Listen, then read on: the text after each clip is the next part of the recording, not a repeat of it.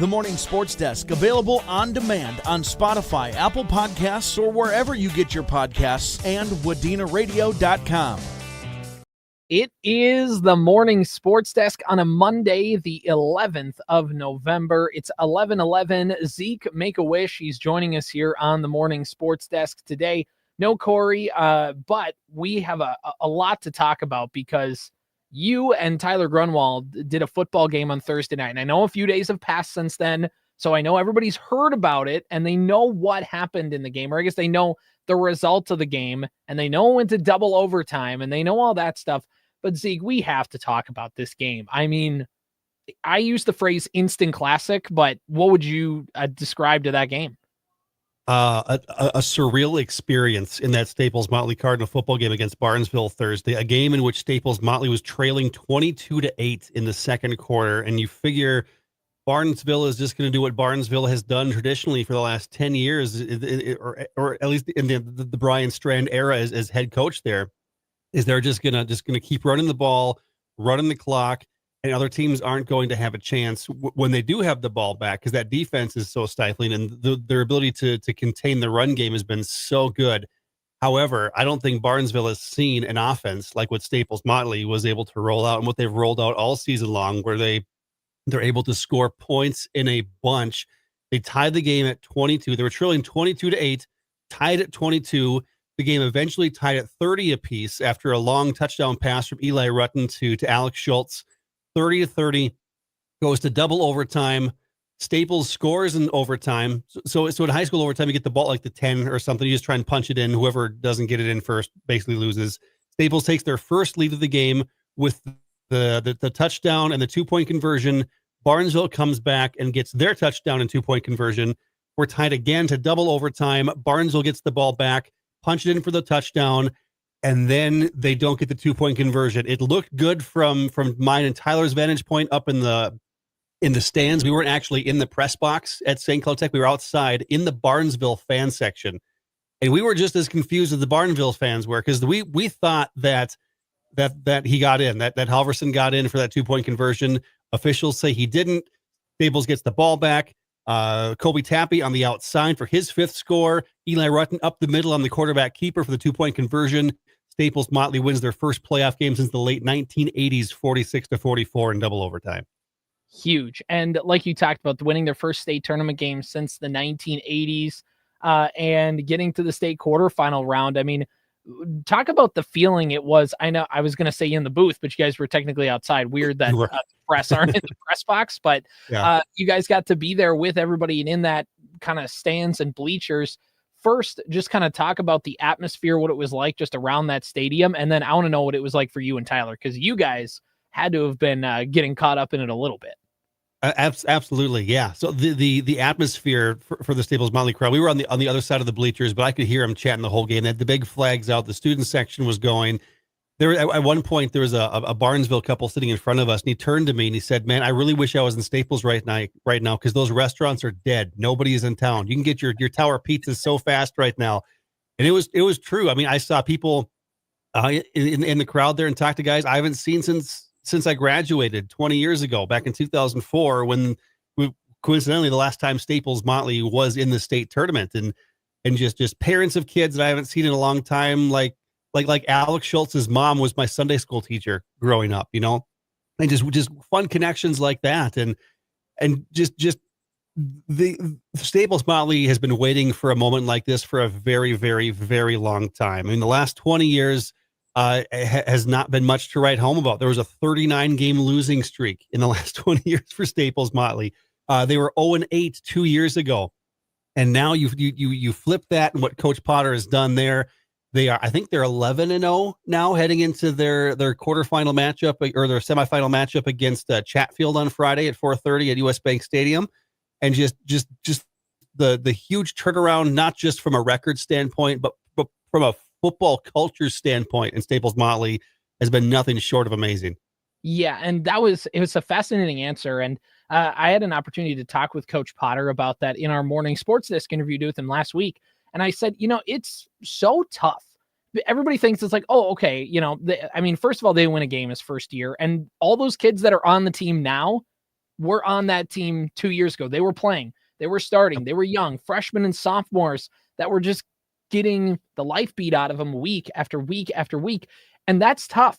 And you can kind of learn how to lose in that way. And Coach Potter talked about that and how, it takes a culture, it takes, whatever to be able to turn that around.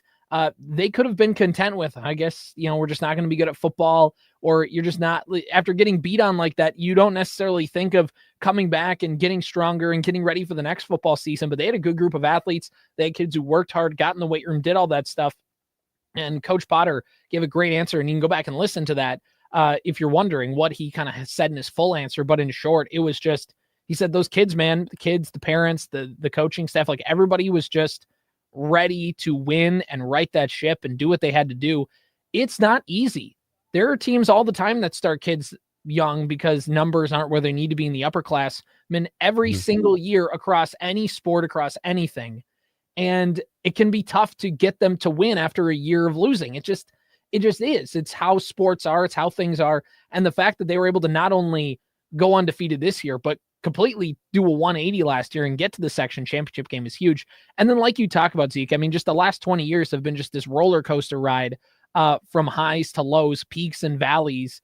And for their first state tournament in 20 years, their first state tournament win in 40 years, I mean, that town loves that. But I say that town, I mean, Staples and Motley in the surrounding area, they love the Cardinals. We see it when we talk high school sports. Staples-Motley businesses jump on the sports package. They want to support Cardinal athletics, Cardinal activities. And football, this community was just waiting to get behind football, waiting for them to take that jump, and they did. And it's really cool to see that community come around. What was it like, Zeke, for you and Tyler on the call? Because obviously you're a Staples-Motley grad, and Tyler is somebody who's in that Staples-Motley community. How fun was it to be on that call? Surreal. It was kind of a full circle moment where it's my first ever state tournament that I've had the opportunity to broadcast games for. Did a lot of games in Detroit Lakes over the last handful of years, and they came so close to a bunch of section championships, but never got over that hurdle to get to state. And so for my first ever state tournament game for football to be for Staples-Motley, it was a lot of reflecting, a lot of, like I said, that full circle moment where, I mean, if I would have guessed my first ever state game wouldn't have been for Staples-Motley, seeing where this program was a handful of years ago. And another cool part, I've never seen a game at US Bank Stadium. I covered the opening of the stadium when it opened, and I haven't been back since. I'm going to a Vikings game, my first ever Vikings game, Vikings versus Atlanta here next month. I thought that's going to be my first ever game in this stadium. And the first ever football game I'm going to see is going to be the Staples-Motley Cardinals at US Bank Stadium. And that's just going to be another like goosebumps feeling. Like who would have thought that, that would be the first team I see take the field at this just mecca of a football stadium down there. So it's just, I'm just enjoying the ride. I'm thankful Tyler's having me on board, because I'm just a fan in the booth at this point, just taking it all in as much as these other Cardinals fans are. And Tyler's done a great job on the call. He's done a great job all season. He was with that team. His first year calling Staples-Motley Cardinal football games on KNSP was the year they went winless in 2022, and he did a good job hanging with them all year long. And he's been great as well on the call, and did a good job as always on Thursday night. And just for that team, like you talked about, they have athletes, they get around the field, they can score in a hurry. Tappy's been a force when the ball is in his hands. During that Osaka Staples-Motley game, I joined Tyler for the call, and I used the word angry run with Tappy, because it feels like every time he has the football, he's running angry. He's running like he wants to take somebody's head off. And that's just, and I mean that in all the best ways. Like right. He is coming through with a mission to put the shoulder down. He wants somebody to come up and hit him. Like you talked about, the pass game can go. And it's just been a great year for Staples-Motley. Gets to see that roll against Chatfield. This isn't a full preview. We'll wait later in the week to do that, Zeke. But I mean, what do we know about Chatfield? Just from what I've read about Chatfield online, I mean, they're another Class 2A blue blood. I think they've been in the state semifinals for the last 5 years. They were state champions in 2021, lost to Barnesville in 2022. And I think this this Chatfield team that awaits Staples at 4:30 on Friday is going to be very similar to the Barnesville team. I mean, they're a run first, they're a run second, they're a run third, and if they're not at the sticks yet, they're going to be a run fourth team. Two guys to keep an eye on here, as I was reading this morning. Ben Carrier and Carson Rowland combined 50 carries for the Gophers in their last second win against Triton, because Chatfield's the number one seed in the South, and they were down a touchdown with 1 minute and 17 seconds left to Triton, the 4 seed. They score the go-ahead touchdown on a 3-yard touchdown run, and then get the game-sealing interception on the ensuing drive. So Chatfield, it was the first time with them trailing that late in a game in many, many, many years. And it's going to be some good football, these Final Four. You've got Kimball, you've got Jackson County Central, you've got Staples-Motley, you've got Chatfield. 0 losses combined between those 4 teams right now. So this is a legit field for a potential state champion in Class 2A football. The best of the best. Exactly. I mean, you're only playing good teams and you're only playing great teams. It's going to be fun. We're going to have coverage of that. We're going to, like we did for the Fargo Dome game in the Section 6AA Finals, Zeke, we are going to simulcast that game on the Superstation K106, 105.9 FM, WadenaRadio.com, Superstation K106 mobile app. So you will be able to listen to this game on your computer, on your phone, on the internet, if you want to live stream Staples-Motley's Section state semifinal football game at US Bank Stadium, 4:10 pregame, 4:30 kickoff. And we are also, again, broadcasting it on 98.5 FM, AM 1430, KNSP The Fan, Friday afternoon. You and Tyler are going to be there. I think we should probably work out a way for me and Corey to get there somehow and just bring Absolutely. the whole crew down. Why not? Broadcast as good as it could be. Why not? Because bring that brand new Superstation Jeep Cherokee down. That'd be a blast. How many of us DJs can fit in there? Let's try it out. That's like a clown car. Yeah, exactly. Well, maybe in more sense of the word, depending on your opinion of us. But I guess if Corey comes with, it'll be a clown car. Yeah. Oh, got him. Thank you. Got him. He can't be here to defend himself. We can He's say whatever. I'll on Corey Tackman all day. Okay. One other game, by the way, because we have 2 games that we're covering at US Bank Stadium. It's rare we get, and I shouldn't say rare, but it doesn't happen every year. We get to do a game at US Bank Stadium. I don't know if we've ever done 2 games in a semifinal weekend at US Bank Stadium, because we have Staples-Motley on Friday, Parker's Prairie on Saturday morning, 11:30 kickoff, 11:10 pregame. That'll be on the Superstation K106 as well and online, like we talked about.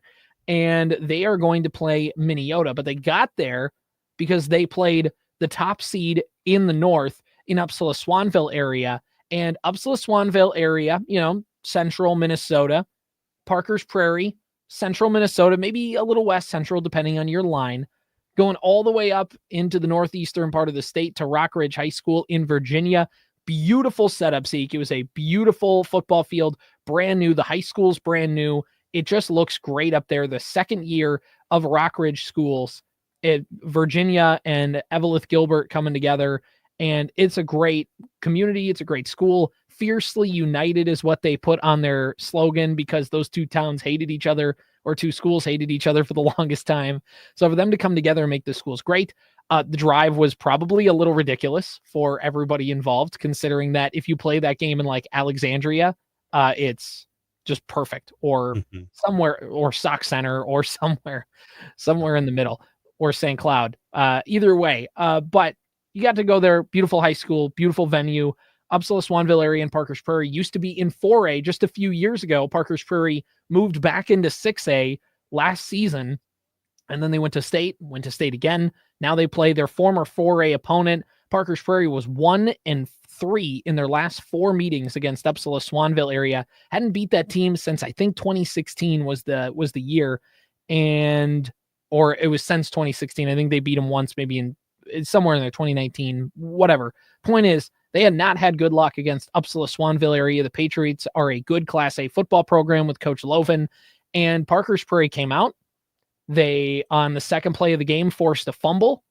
They then, in 2 plays, once again, Isaac Ruckheim gets a reverse, goes into the end zone on a 21-yard run, And so within 5 plays, Parker's Prairie, despite kicking off, had a 6-0 lead. They then get a 3 and out. They then go down and score again. And before you know it, it was 14-0 at the end of the first quarter. Another touchdown gave Parker's Prairie a 22-0 lead going into halftime. And it's done. Game, set, match. Parker's Prairie eventually won 33-0. A couple notes in this game. The Parker's Prairie defense, man, they played a heck of a game. Mm-hmm. Their secondary was great. Upsala Swanville area likes to pass more than the average Class A team, or I guess they are right on par with passing. They are like every team Parker's Prairie has played this year, with the exception of Staples-Motley, is a run. If we're not running, we're running again kind of team. And their secondary, whether it was Wagner, whether it was Ruckheim, whether it was a couple others in that secondary unit, played a great game. Mason Basil comes away with another interception. I thought Wagner played coverage really well. They did a great job, and their run defense up front. Bartell, a running back for Upsala Swanville area, had a nice game, but Parker's Prairie got ahead by so much that Upsala Swanville couldn't do anything to try and get back in the game. They had to pass. They had to not put the ball in the hands of the guy who was running really well in that game in Bartell, and Parker's Prairie just ran away with it. Another note in this game, Mason Basil becomes the all-time leading rusher for rushing yards in a season, over 1,700 rushing yards this year. Unreal. 27 touchdowns. He did have his second fumble of the season late in the game, but the game was over at that point. Just unreal. Obviously you have to play deep into the state tournament for that to happen, but 1,700 yards. And he probably could have had more. Some of their games ended up being blowouts where they had to sit for a lot of the second half, or at least limit his usage. 1,700 yards, 27 touchdowns. Travis Yankee is a guy who played a lot of good football for Parker's Prairie, and he did not get to, he had his record set, did Yankee, and Coach Mike Johnson said, I didn't think those records were going to get broken that quickly. He said, those records I thought were going to stay for a little bit. And Mason Basil comes in. He now has most touchdowns in a season, most touchdowns in a game, most rushing yards in a season, broke all those records that we talked about a couple weeks ago, and now getting to do that again. Just an incredible effort from him and the guys up front blocking for him and all that stuff. Parker's Prairie is going to play at US Bank Stadium on Saturday morning. Like we talked about, they are going to play Minneota, Zeke, and Minneota is undefeated. They were the top team in the South, 11-0. And let me put it to you this way. They played Russell Tyler Ruthven week 1. They won 54-21. They then proceeded to allow 26 points the rest of the regular season. Oh, no. They won 61-0, 42-14, 56-0, 69-12, 76-7, 81-0, 54-0. And then the 5A champion Minneota Vikings won 62-0 over Canby, 34-28 over Bold, and then won 41-0 over Lester Prairie in Jordan on Friday. Parker's Prairie was the low seed in the North, and Minneota the 1 in the South, and that's how the new seedings work for this for the new way that they're doing state football. Here we go. This is going to be a good game. Minneota has just plowed through most of the competition this season, with the extent of Bold and Russell Tyler Ruthven giving them some scares.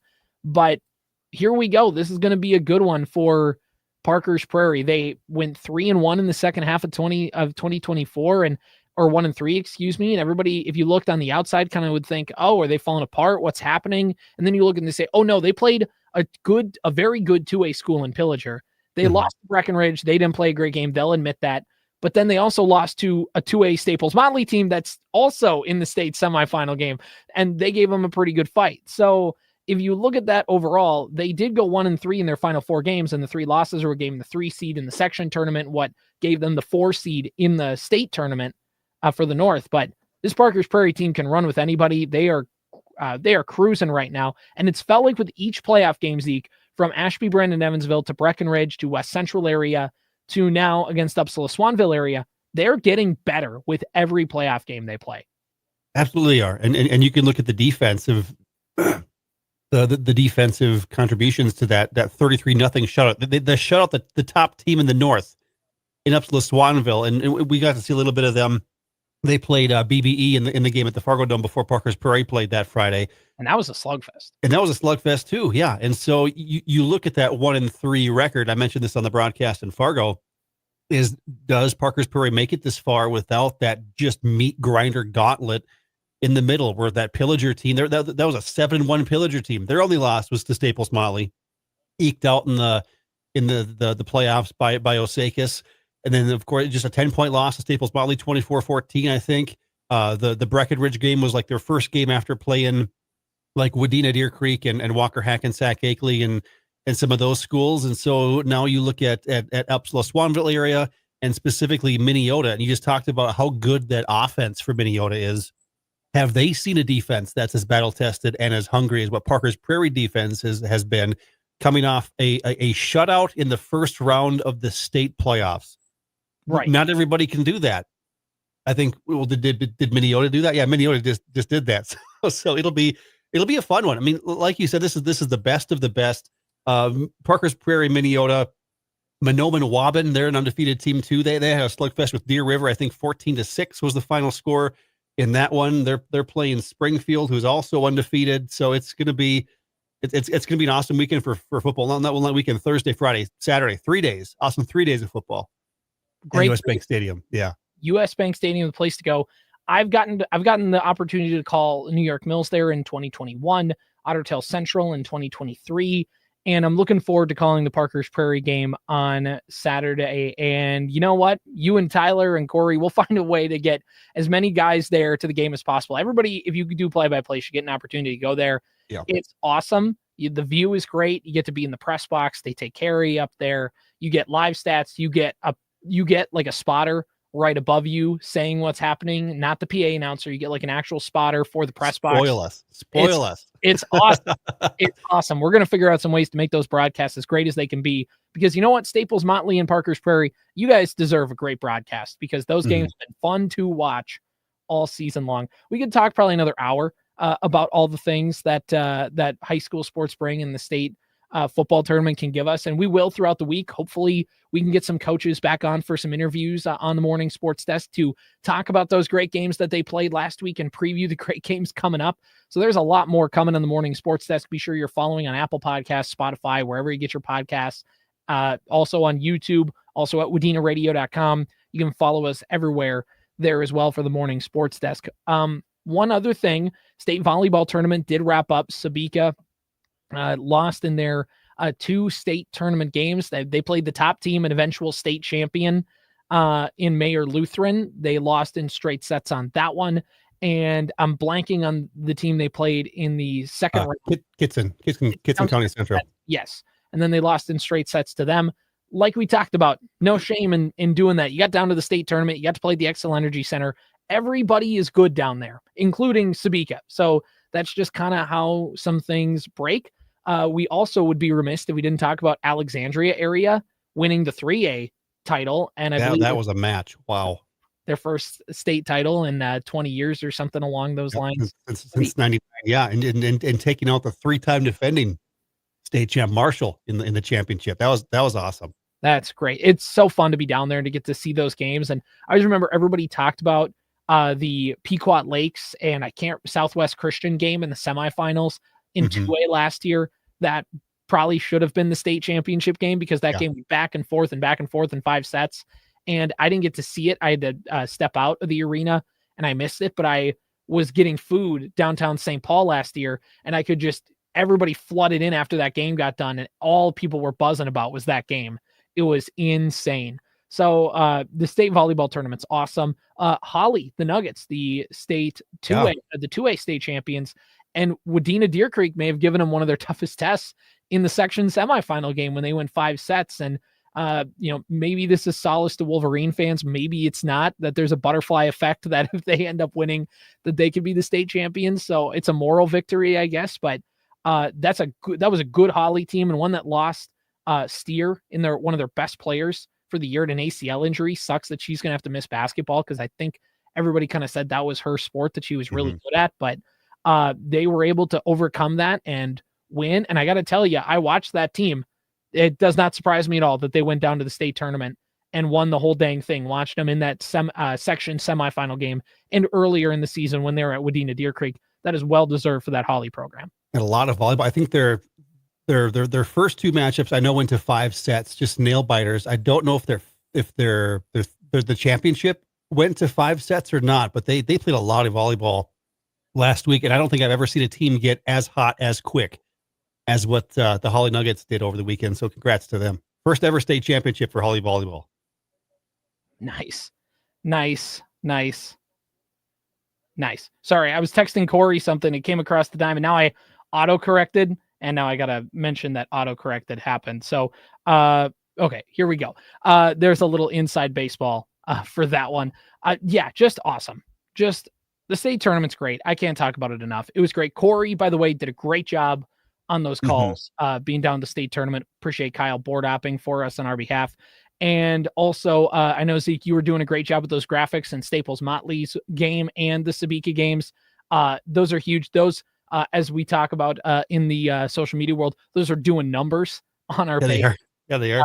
Which is great. People are excited. People are excited. It's the state tournament. They should be excited. You can follow all of the action on Sports Cow on Facebook. Moo. That's all that needs to be said. Moo.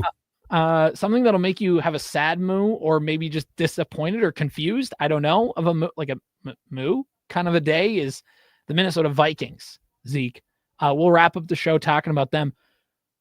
I don't know what to make of that game, because Sam Darnold, without a doubt, played his worst game as a Minnesota Viking. Not the worst game of his career. He's had some stinkers. Yeah, he has. That is definitely by far the worst showing he's ever had as a Minnesota Viking. And since the first 4 games of the season, his touchdown interception ratio is 1-to-1,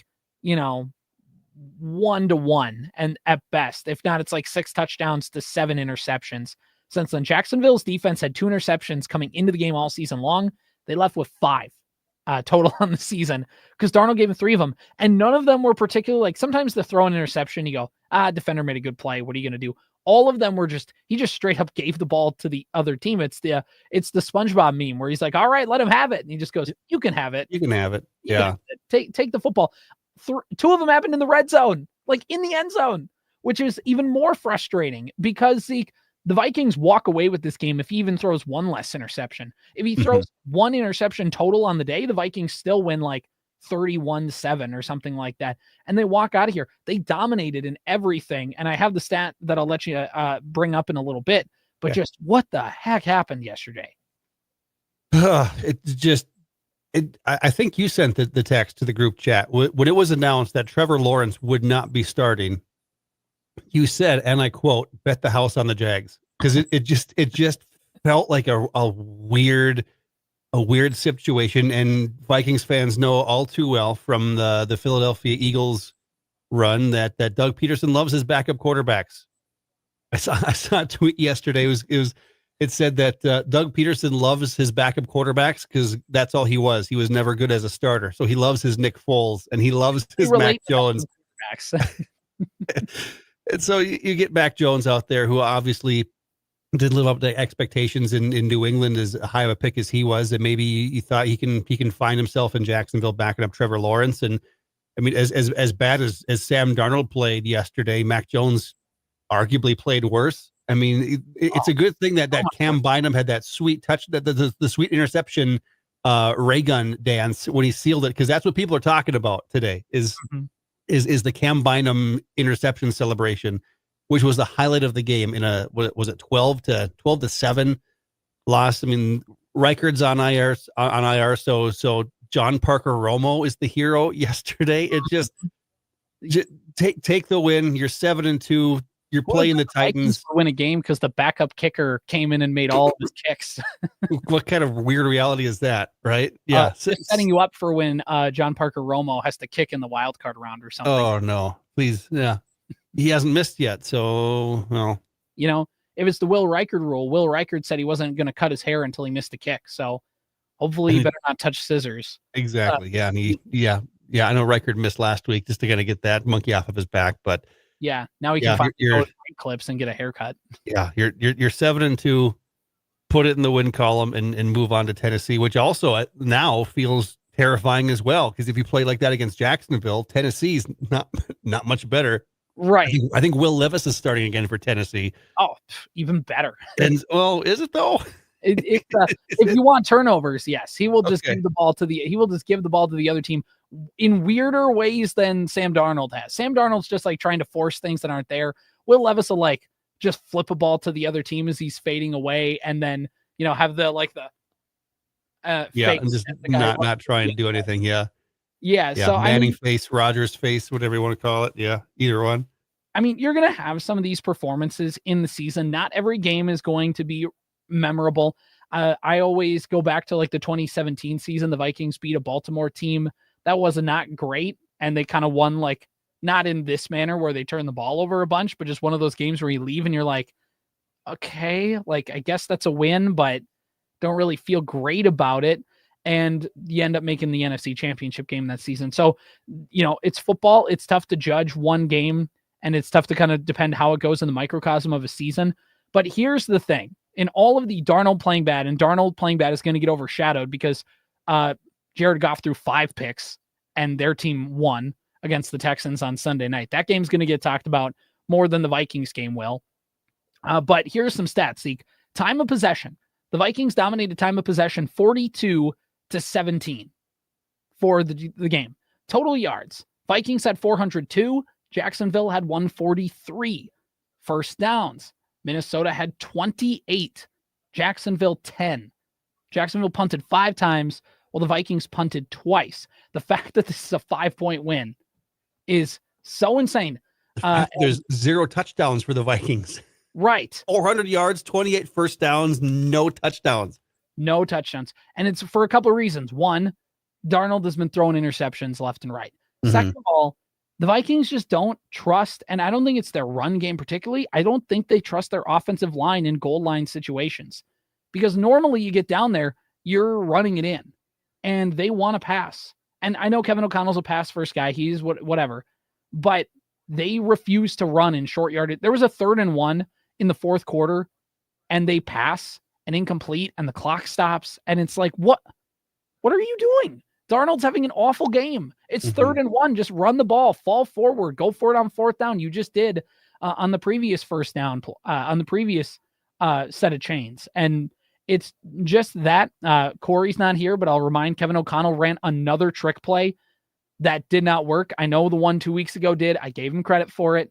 But I also talked to Corey about the situational aspect of running the trick plays.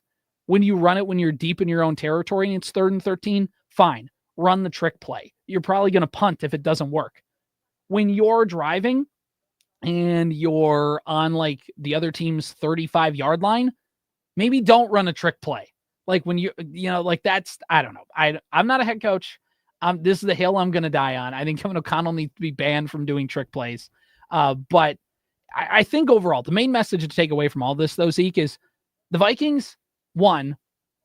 The quarterback played bad, but the defense, and I know it was against Mac Jones, and the Jaguars aren't a good football team, but they did exactly what a good defense should do against a bad football team. They did not give them air. Pretty much, there was that touchdown drive on like their second drive of the game, but outside of that, Mac Jones was like leaving the field, yelling at his offensive lineman and pouting past his head coach. Like, that's the kind of game you can cause for Will Levis and or Mason Rudolph and or Caleb Williams coming up later as well. Oh, yeah, him. For the next games. They go to Tennessee. They go to Chicago. Those are 2 very winnable games for the Minnesota Vikings. And despite all this, despite how bad Sam Darnold played, they could still, at the end of this, be 9-2 going into a matchup against Kyler Murray and the Arizona Cardinals in December. And that's the next time they're going to have a home game. So this is an opportunity for the Vikings to still stack up wins. And the fact that their defense played so well, and by the way, not a coincidence that happened when Blake Cashman was healthy enough to play. Yeah.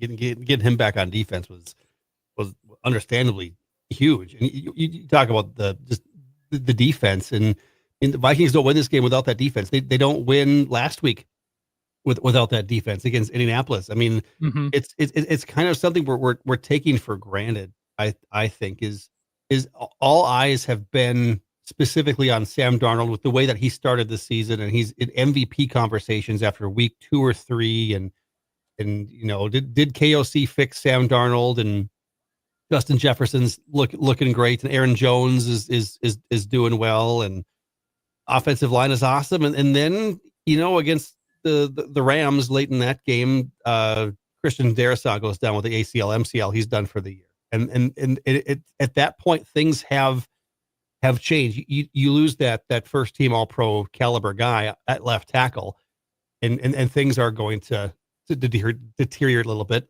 Fortunate enough to get Cam Robinson from Jacksonville to kind of fill that role, former franchise player left tackle, but he's still getting caught up to speed. And if the Vikings are going to make a run, it's going to be on the defense, which we maybe saw the writing on the wall earlier in the offseason when they signed Sam Darnold in the first place. And you knew that the big pieces were coming on defense. You knew what Brian Flores could do.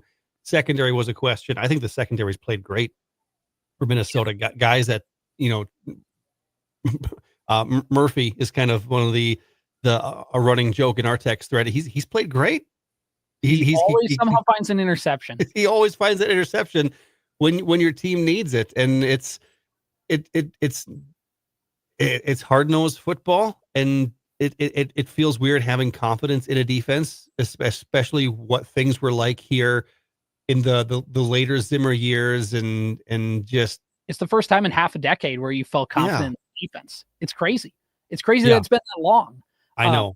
And that's what Jonathan Grenard, by the way, absolute murdering his matchups. He's winning matchups left and right, causing pressures. And it's been Van Ginkel there was a play where the announcers had no idea what was going on because they're like, well, it looked like a screen pass. Yeah. Go back to the replay. Mac Jones is about to throw a screen and Andrew Van Ginkel is like right there. And he basically has to turn around and like throw it out of bounds because he blew up another screenplay.